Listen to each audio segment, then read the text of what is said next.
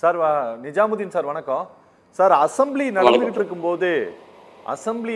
இருக்கும்போது இதே மாதிரியான குற்றச்சாட்டிற்கு இன்று தமிழ்நாட்டினுடைய முதலமைச்சர் இன்னைக்கு பேரவையிலும் கூட பதில் கொடுத்திருக்காரு. இந்த குற்றங்கள், பெண்களுக்கு எதிரான குற்றங்கள் சம்பந்தமான விவகாரத்திற்கு சார் விஜய் மாதிரி இருக்கக்கூடிய ஒரு ஒரு ஒரு மாஸ் ஸ்டார் இந்த விஷயத்தை பேசும்போது அது நீங்க தொடக்கத்தில் நீங்க சொன்னீங்க ஒரு பெரிய தாக்கத்தை ஏற்படுத்தாது அப்படின்னு சொல்லிட்டு,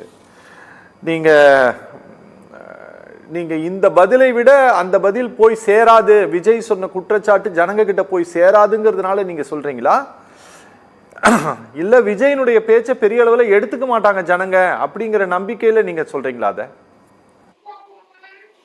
விஜயுடைய பேச்சை மக்கள் எடுத்துக்கொள்ள மாட்டார்கள் என்ற கருத்து எனக்கு கிடையாது. விஜய் இயற்கையான விஜயாக இருந்து அதை சொல்லி இருந்தால் அது உண்மை என்று எடுத்துக்கொள்ளலாம்.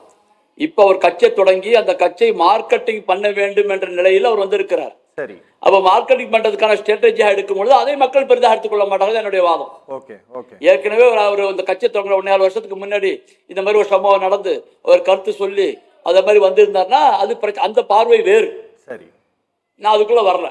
ஆனால் இப்ப என்ன நிலை, அவர் ஒரு கடையை விரிச்சிட்டாரு, கடையை திறந்துட்டாரு, மார்க்கெட்டிங் பண்ணி அவனை வாங்கக்கா, வாங்கப்பா, வாங்கம்மா அப்படி கூப்பிட்டு ஆகணும். கூப்பிடும்போது என்ன சொல்லணும், ஏதாவது சொல்லணும். சொல்றதுக்காக சொல்லக்கூடிய இதாதான் எடுப்பாடுங்களை கொஞ்சம் பெருசா எடுப்பாடல.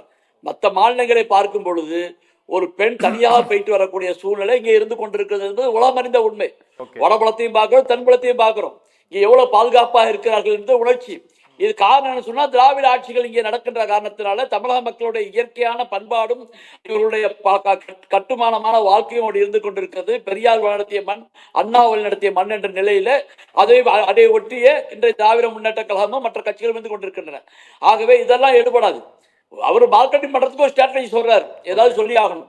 ஆகவே இது ஒரு கட்சியை மார்க்கெட்டிங் பண்ணதுக்காக சொல்லாதான் எடுத்த முடியும், பெருசா ஒண்ணு பாதிச்சிடாது. சட்டமன்றத்துல முதல்வர் எப்போது போல சொல்றதுல தமிழ்நாட்டில் எப்படி இருக்கிறவங்க நிலையத்தான் சொல்லியிருக்காரு. இது தனிப்பட்ட வாதமாகவோ இவருக்கு சொன்ன வாதமாக எடுத்துக்கொள்ள முடியாது. ஏன்னா இன்னைக்குதான் ஒரு கட்சி தொடங்கி இருக்கிறாரு, முதல் பொதுக்குழுவை பார்த்து இருக்கிறாரு. அதுல எப்படி நடந்திருக்குன்னு சொன்னா அங்கேயே ஒரு கார்பரேட் கம்பெனி மாதிரி தான் நடக்குது. ஒரு ஒரே செட்டப்ல ஒரே மாதிரி வச்சு ஒரே ட்ரையல் பார்த்த மாதிரி தான் நடந்துகிட்டு இருக்குது. அங்கேயே சுதந்திரம் இருக்குமா இல்லையா, ஈஸியா தலைவரை போய் பார்க்க முடியுமா முடியாதா, விஜய் ஈஸியா சந்திக்க முடியுமா முடியாதா. ஏன்னா ஒரு மாஸ் லீடர் சொல்றது, ஒரு மாஸ் நல்ல நடிகர், பெரிய கூட்டத்தை வச்சிருக்கிறார், ஈஸியா போய் பார்க்க முடியாது, பாதுகாப்பு இருக்குது. அதுக்கு அரசியல் வரும்போது அந்த கட்டத்திலிருந்து அவர் வெளியே வருவாரா என்பதே பிரச்சனை. இதெல்லாம் பார்க்கறது பொறுத்து தான் பார்க்க வேண்டும். வாழ்த்துக்கள். Okay sir. ஓகே.